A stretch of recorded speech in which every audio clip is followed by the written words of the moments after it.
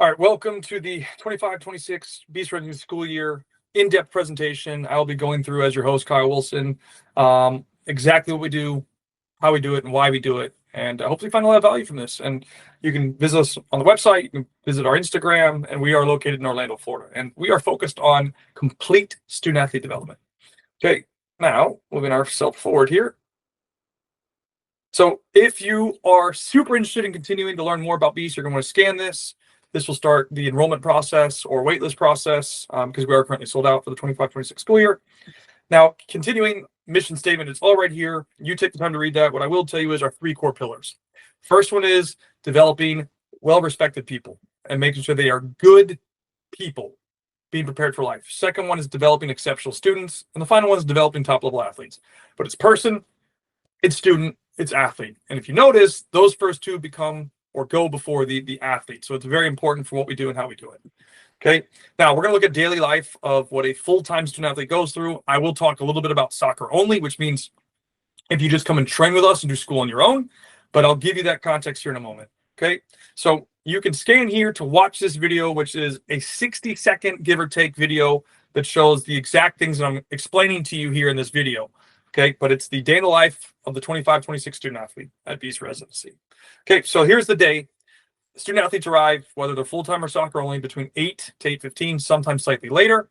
And then they prepare, they arrive and then prepare for training. We train from 8:30 to 10:30. We have 5 training groups. Okay, we have black, we have silver, we have blue, we have gold, we have white.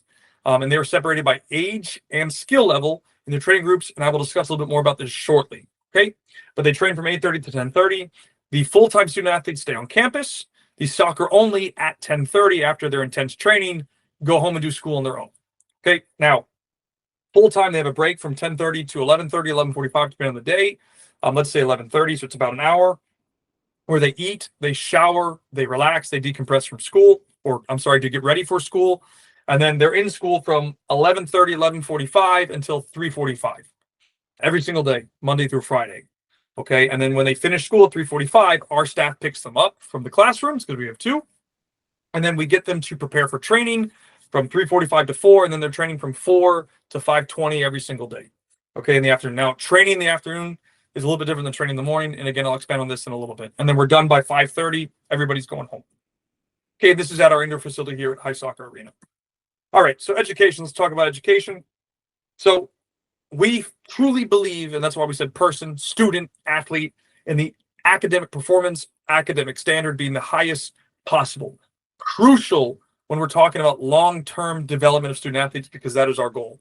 If we want to get players or student athletes to the Champions League level, person, student, athlete in that order. Okay, so school is the most paramount thing in our program. So if they're not performing in school, they will be held from training. And we'll discuss more of this shortly.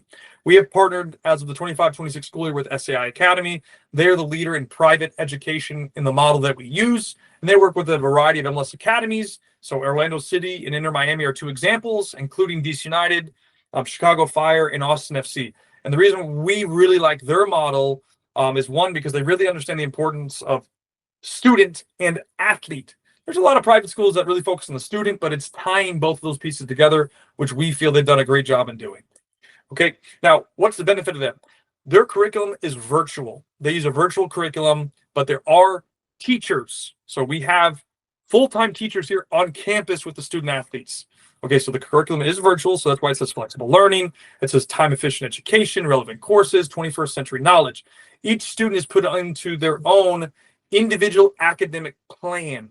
When they're in their own individual academic plan, they get things that are specific for their needs. The benefit of that is they get to do it on their own through their own timing and their own pacing, which means if they have a tournament they got to travel to, well, great, they can do it on the road. They can do it in the car. They can do it at the hotel, right? So there's flexibility here that comes with this. So this allows for the option to train in the morning and train in the afternoon, or travel for tournaments, or be on the road, whatever. They can do that type of stuff. Okay, so just make sure that's really, really clear. So the virtual curriculum allows them to work at essentially any point, any time, which means that, which you'll see a little bit more here in a second, that they have a certain amount of work they need to get done throughout the school day. If they get it done, there is 0 homework. If they don't get it done, then they got to take it home for homework, right? That's a big benefit or a big plus compared to, say, a public school or private school. Okay. And this allows us to obviously monitor them very well from a student perspective and an athlete perspective, because this comes first. The student, if they're not knocking stuff out that need to get done, they're not training. Okay. So that allows us to really prepare them. And it's really like a college lifestyle, if you think about it, that they are here all day. They train in the morning like I did in college. Okay. And then I went to school, and then we went back to training in the afternoon, which was like gym work and stuff. That's really similar to a college life. Okay. Now, we do have certified teachers on campus. We have one per classroom. We also have tutors that come in every single week to help our student athletes and monitor their support. Now, here's what becomes different than public school. And I actually think it's a bigger benefit in the long run, but there is an adjustment period. So I'd rather be upfront about that. So because it's a virtual curriculum, students are given all of their assignments, their testing, their notes, their quizzes all up front. And so they already know in their block periods what they need to get done at what time. Okay, and they just need to get to work, and they get support from the teachers on campus or their virtual teachers along the way. Whereas in public school, the teacher says, okay, class, today we want you to take out your notebooks, take out your textbook, flip to page 25. We're going to read this all at the same time. This is like, hey, you're in a classroom doing your own thing because it's your own individual academic plan. It's actually set for what you need, not what the general public need, which I think is a game changer. Now, there is an adjustment period. If you take a student athlete from a public school and then flip him into a virtual school like this or a curriculum like this, there's going to be a learning period here. And that learning period actually helps them become more self-sufficient, like they would if they had a job, because now they're going to know what they need to do and just get to work versus waiting for somebody to tell them, okay, time to get to work. So I think about what I had, and I wish I had this, because this would be life-changing as I learn to manage my time based on what I got to get done for the day. And then if I need help, I request for help. Okay.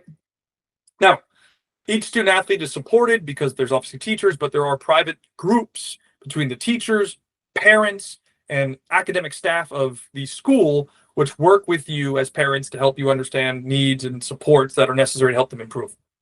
Because like I mentioned, there's a learning curve for everybody.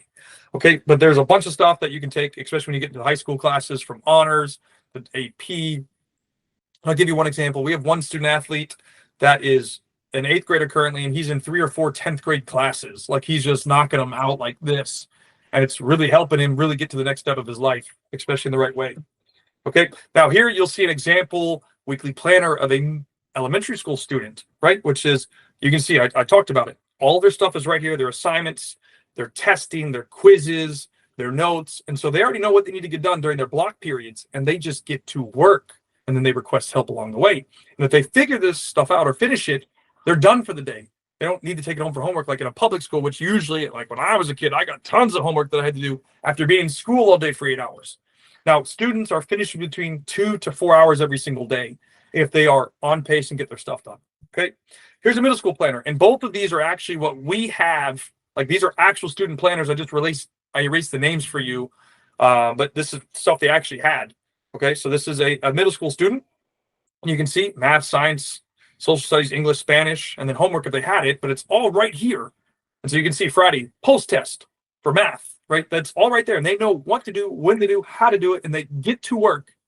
Okay, so that way they are well ahead. Okay, now this academic accountability, this allows us as staff to track how they're progressing. Okay, so green means obviously they're on track. Yellow, they're slightly behind. Red is like, hey, we got a problem here. Okay, so, and you'll see more in a second, but let me show you one other thing. This is pacing that you guys will see, that you'll get. These are like progress reports. So it gives you pacing updates. You get to see assessment stuff. You get announcements, and you get their missing, and then obviously their participation stuff. Okay, so you'll receive this frequently. It's about once a month, I believe, that you get. This lets you stay on top of their progress. Now, here's how I help you, or our staff helps you. Okay, we receive this every Monday and Thursday. This is a coaching staff update. So this is an example, but it's exactly the case with what we do. Okay, but we have example student athletes here. Green means they're good and they're on pace. Okay, yellow means that they're behind. So a certain number of assignments. Red means that they're very much behind. If they're in red, no student athlete is training. If they are in yellow, I then, or my staff then, goes and talks to the teacher to understand what's going on. Is it something that needs to be pulled immediately, or are they okay to train? And we have that conversation. But if they are in red, they are not allowed to train at all. They're out until they correct their behavior. Okay, just to make sure it's understanding, because that is the most important thing for us is school. Okay, so other educational benefits, especially when they start getting into high school, NCAA stuff, virtual tutoring, graduation planning. It's an accredited high school diploma, so it's not like it's like some flex program. Like this is a private school with a top level academic performance thing. Okay. The second thing is college support. So if they want to go play college soccer or go to college in general, they get all these type of benefits from NCAA eligibility stuff, advisor and parent support, and a whole bunch more stuff to help them get there outside of the content and things that we have from a Beast perspective. Okay. On the flip side, the ideal student athlete. Okay. This is what we want to see from student athletes. Student athletes that want to be the best as a person, student, and athlete, who give their maximum in the classroom. I'm not asking them to be perfect, but I am asking them to give their maximum. Same thing on the field. Okay. And then obviously parents that are invested in watching their student athletes grow as people, students, and athletes. That's what we're looking for, because it's not just the student, it's not just the parent, it's both. Okay.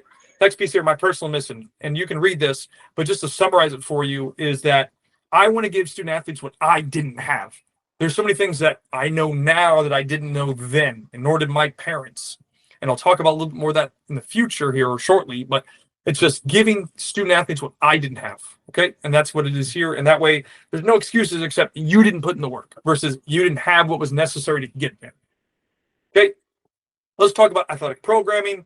We train every single day. And I mentioned the groups before, and I'll expand on that here in a second, but from 8:30 to 10:30 every single day, we focus on the individual. We focus on individual development. Okay. They are separated into groups, but they are focused on individual development. Okay. It's very intense, but it is a positive working environment with a place to focus on learning and growing. Just to make sure that's abundantly clear. Okay. Now, in our programming, we have station work. So each training group, where I mentioned like black all the way down to white, are put into a training station for the time being, which is about 20 to 25 minutes.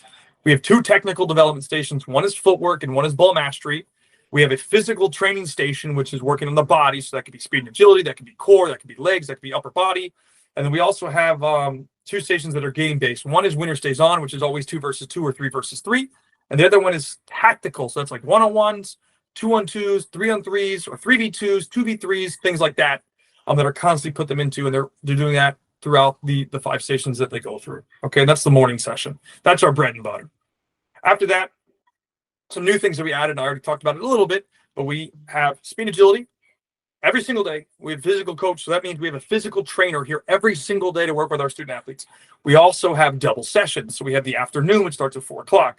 Now, the afternoon sessions are more focused on games and building that street culture that we don't have in the United States, that other countries, say like Spain or Brazil, have.